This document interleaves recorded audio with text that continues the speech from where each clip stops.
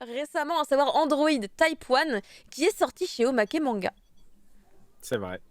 Qu'est-ce que ça raconte, Android Android Type 1 ou Android Type 1 je ne sais pas. On est en 2059, d'après mes notes. On suit un jeune salaryman qui s'appelle Yugo Sawatari, qui en fait gagne un concours dans un supermarché, enfin les trucs de centres d'électroménager, les grands centres comme le Yodobashi Camera, ce genre de choses au Japon, quoi. Euh, il gagne en fait le prix pour essayer un Android Type 1 sur une période de 90 jours. Alors, qu'est-ce que c'est que les Android Type 1? Donc, les robots se sont développés dans le monde entier, surtout au Japon. Et les Android Type 1, c'était une première, comment dire, génération de robots domestiques qui étaient vraiment faits pour l'intérieur, qui étaient faits pour avoir des rôles d'aide ménager, Comme d'aide Robocop. cuisinier. Oui, peut-être, tout à fait. Le gag en moins, du coup. Ça fait maintenant 25 ans que les Android Type 1 sont dans la société, et un peu à la manière des Astro Boy de Tezuka ou du coup de Pluto, il y a des lois qui ont été créées. Alors, les Android ont une IA, mais n'ont pas spécialement de sentiments. C'est juste qu'elles ont des IA très développées pour répondre à tous les besoins de leur maître. Les lois de la robotique, d'ailleurs, d'Asimov s'appliquent dans cet univers-là. Elles sont décrétées, elles doivent être répétées par l'Android au moment de son activation. Ouais. Et on va donc suivre la vie de Hugo avec cet Android. Lui, il en a une enfant, en fait. Ses parents en avaient une. Et arrivé à l'adolescence, ils l'ont rendu parce qu'ils lui ont dit que le contrat avait expiré. Ils pouvaient plus se permettre de la payer, quoi. Mais il dit, mais en 20 ans, ça a quand même vachement baissé les prix, alors qu'en plus, les Android font encore plus de choses qu'avant. Parce que du coup, son Android, qui au début n'a pas de nom, après, il va lui donner un nom. Je ne sais pas si on doit le révéler. C'est dans les résumés d'éditeurs, mais... il apporte pas grand-chose. Non, mais voilà, il va lui donner un nom après, donc on va l'appeler l'Android pour l'instant, tout simplement. C'est plus sympa pour les gens qui liront le titre. L'Android est relié à plein de choses dans la maison, donc il y a tout un aspect domotique. En plus, maintenant, par exemple, on nous explique que les Androids peuvent faire une cuisine assez poussée parce que ils ont le droit de tenir une arme blanche qui était interdite jusqu'à un certain moment parce qu'on avait peur. On avait vraiment peur que les robots se rebellent vis-à-vis de tout ce que la SF nous apprenait, quoi. Mais là, on est dans un univers quand même qui est assez clean. C'est vraiment pas un truc où il y a de la robotique déviante qui cherche forcément à se renverser. Et il existe en revanche un organisme, en gros, d'amical des robots qui a pour mission de trouver les robots qui ont été jetés dans la rue parce que quand ils en ont plus besoin, ils les jettent des fois négligemment. Ça a beau avoir une apparence humaine, la vieille génération de Japonais s'en fout un peu. Pour eux, c'est comme un autocuiseur. Mais les nouvelles générations qui ont donc entre 30 ans et qui viennent de naître ont un attachement à ces machines de par leur apparence humaine. Et donc se pose la question, en fait, ils t'expliquent que il y a eu des études dans l'univers très sérieuses, poussées, sur est-ce que on a de l'empathie ou pas pour ces gens-là. Et donc, on les appelle les empathes, ceux qui se sentent mal à l'aise qu'on abîme un robot, qu'on lui fasse du mal, parce qu'il ne ressent rien, le robot. Vraiment, il n'y a pas de notion que le robot a des émotions, en fait. C'est vraiment ça qu'il faut prendre en compte. On n'est pas sur ce genre de truc où les robots ont développé, en tout cas au moment où l'intrigue démarre, il n'y a pas de robots avec des IA émotionnels. C'est vraiment des IA intellectuelles pures et dures. Et du coup, les humains qui ressentent un peu des sentiments pour les machines, un sentiment encore une fois empathique, donc de tristesse, de douleur, on dit pas, bon, ils sont pas mal vus, mais ils sont un peu chelous, quoi. On dit, c'est quand même bizarre, t'as de l'affection pour ton grippin parce qu'il a une tête humaine, quoi. C'est un peu ça l'idée, quoi. Et je serais tellement comme ça en plus, en vrai, mon Dieu. Bah, tu mets 2 Google Eyes sur un mug et t'as de l'empathie déjà pour lui, donc... Bon, en tout cas, là, c'est le débat du récit. Et à côté, donc, on a donc l'APA, l'association de protection des androïdes, en fait, qui récupère donc les robots abandonnés pour les recycler ou les réparer.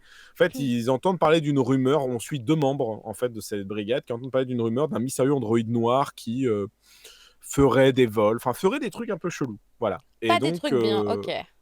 Pas des trucs mal, pas des trucs bien non plus. Par exemple, c'est genre infraction pour voler de l'électricité, tu vois. Et ils rentrent dans des bâtiments. Et en fait, les gens, en fait, c'est une rumeur, c'est une légende urbaine parce qu'on voit un androïde qui serait noir dans les rues. Voilà, le personnage qu'on voit justement dans ces pages-là, en fait. Voilà. Et pour l'instant, il n'y est pas question encore d'agression d'humains, de meurtre d'humains, de robots qui pensent et qui a donc envie de se rebeller. On n'est pas là. Le tome 1 ne parle pas de ça. Le tome 1, il est vraiment sur de la tranche de vie d'un côté de Hugo et de son androïde, et de l'autre, donc, de la tranche de vie un peu plus poussée avec un peu d'enquête, mais c'est vraiment de l'enquête... enquête de bureau japonais, on va appeler ça, parce que c'est quand même très soft, de l'APA, quoi. Bon, moi j'ai trouvé ça très sympathique comme premier volume. Je m'attendais à un truc sympa, mais je m'attendais pas à ce récit-là. Au vu de la couverture, je m'attendais à quelque chose de un peu plus poseur et intellectuel, en vrai. La cover me faisait croire que ça allait être quelque chose de moins... Ah, t'as fait un flan? Ah, merci, c'est très bon. Ça me rappelle le flan de ma mère. Ah oui, merci beaucoup, monsieur le robot. Enfin, vraiment, je m'attendais pas à s'il y ait des trucs comme ça, quoi. Genre, il y a un chapitre où il dit que le robot lui fait un peu peur quand il se met en charge le soir. Et donc, il va lui trouver une espèce de petit matelas de robot qui est fait pour ça. Et les J'aime robots, beaucoup. quand ils sont en mode veille, on t'explique qu'ils se retournent régulièrement parce qu'en Ouais, fait, c'est s'ils ça. restent trop dans une position, les plis de silicone en fait vont marquer, vont se détériorer, s'abîmer. Donc en fait, le robot est obligé de continuellement bouger dans la nuit. Donc il imite le fait qu'on bouge dans notre sommeil pour ne pas que la peau soit abîmée, quoi. Imagine un Merci, robot Voilà. avec des escarres robotiques. Voilà. Et exactement. Bah, c'est Comme ton exactement ça. grippin, faut le retourner. Comme mon grippin. C'est très très bien, je trouve, comme titre. Ça me fait penser à un titre qu'on n'a pas encore en France, dont j'ai entendu parler il y a quelques temps, qui s'appelle AI no Identity, qui parle pareil aussi des machines dans un monde où il n'y a pas de guerre des robots aussi. Ça fait un peu penser à Robo Sapiens aussi, un peu sur les bords. Un Moi petit j'aime peu, bien. ouais. Un petit peu, mais Robo Sapiens, il y a le concept des sentiments et ça pose la Voilà, question de exactement. leur machine face à l'homme. Là, c'est pas exactement ça. Pour Ouais, l'instant, c'est pas tout à fait ça, en fait, c'est effectivement. intéressant parce que c'est vraiment une espèce de hard SF de slice of life. Vraiment, il y a des enjeux qui démarrent un petit peu à la fin du volume 1, C'est mais pour ça que... toute la réflexion... Hein? Philosophie, oui. Philosophie sur la robotique, oui. Beaucoup. Oui, complètement. Oui, mais ça te beaucoup pose pas la de- question. Non, mais RDSF dans le sens que ces machines pourraient exister si on voulait C'est vraiment ça. aller dans ce level-là. En fait, ça que j'appelle RDSF. Ils ont Ah, pas d'accord. fait des robots en mode Astro Boy qui Non, ont des non, je suis d'accord lasers avec et toi. qui volent. Ça, Voilà, c'est c'est ça. Ouais, bah, c'est pour ça que je pensais... Donc, utilise beaucoup de. On disait quoi tout à l'heure data blabla. Voilà. Ah, des Là, on technoblabla. Non, pas trop en fait. non, Sur ce pas titre. trop, je des trouve. techniques. Moi, je trouve, à part si pour toi, domotique, c'est du data blabla, mais. Ah non, non. C'est pour ça que c'est pas de la RDC Ah pour moi. oui. De la SF, mais Ah non, Ah, la mais RDSF, c'est pas forcément la technoblabla, RDSF, c'est pas du justement. blabla, forcément. La RDSF, c'est de la Non, mais science-fiction qui se veut la plus réaliste possible, quoi. Là, c'est juste, c'est ça, en fait. alors, Si... oui, dans cette définition-là, je suis d'accord avec toi. Ouais, c'est Mais pour ça que je ça pourrait pensais être à Hey No justement. Identity, justement, où Bah, c'est du slice of life, mais où tu suis du coup un. c'est de l'anticipation. C'est ça, c'est de l'anticipation, mais là, du Au coup, celui quotidien. que j'ai pensé, c'est un docteur des robots, et donc il s'occupe de traiter les problèmes, les maladies des machines. Et c'est super intéressant, mais du coup, c'est pas du tout un truc qui cherche à faire de l'action ou quoi, et ça fait penser à Android Type 1. J'aimerais bien que quelqu'un le dise aussi, d'ailleurs. Bon, en tout cas, là, Android Type 1, pour finir, j'ai trouvé que c'était un assez bon titre. Je suis quand même assez curieux de où ça va aller. Bon, si vous n'êtes pas très fan de tranche de vie, n'y allez pas parce que malgré le fait qu'il y ait une enquête, c'est pas l'enquête la plus passionnante du monde. Ah, c'est vrai. Oui. Après, si vous Bah, aimez en les tout cas, robots, pour le volume 1, c'est pas ça. Si on est fan de robots, c'est intéressant, mais disons que là, ce qui est vraiment intéressant, c'est le rapport des hommes avec ces avec grippins les parlants, machines, quoi. Oui, voilà, ouais. c'est un peu ça, en fait. Maintenant que ces machines ont atteint ce level-là, qu'est-ce que ça fait? Et ça part quand même d'un concept qu'on voit rarement d'humanité qui accepte assez bien les robots, pas dans le sens... Disons que on voit que c'est un monde qui a eu beaucoup de science-fiction avant, donc qui comprend un peu ce que c'est qu'un robot, et donc les craintes formulées à un moment n'existent plus déjà. Ah, je Dans vois le ce que tu sens veux que dire. il y a Ça et déjà ben, les règles, en fait, les règles de robotique étant déjà posées. C'est ce qu'on te dit. Moi, sur le truc du couteau, j'ai trouvé ça intéressant. On dit, bah voilà, il y a encore. sur des restaurants. Ouais, par exemple, voilà. Non, mais moi, juste le couteau, je vais pas en révéler trop, mais le couteau, je trouvais ça intéressant parce qu'il dit, ah, mais c'est marrant parce que l'Android qu'on avait quand j'étais petit pouvait pas faire des trucs aussi poussés. Enfin, genre, me faisait pas de plats comme ça, il faisait des plats très simples. Fait oui, parce qu'à votre époque, on n'avait pas le droit de tenir un couteau et donc on n'avait pas appris, on nous avait pas donné les databases de recettes très complexes où ça demande de couper, d'éplucher, de machin. On n'avait pas le droit de tenir une arme. Donc, mais maintenant que ça y est, c'est accepté, que des lois ont été promulguées et tout. Et de la même manière, il est interdit, donc t'explique de vandaliser les machines, non pas parce que on considère que c'est notre égal, mais parce que je crois qu'il y a un rapport, entre autres, en vrai, c'est tellement proche d'un humain que c'est chelou. En fait, la frontière entre tabasser un robot et tabasser un humain, elle devient vite floue, malgré le fait que les machines ne ressentent rien.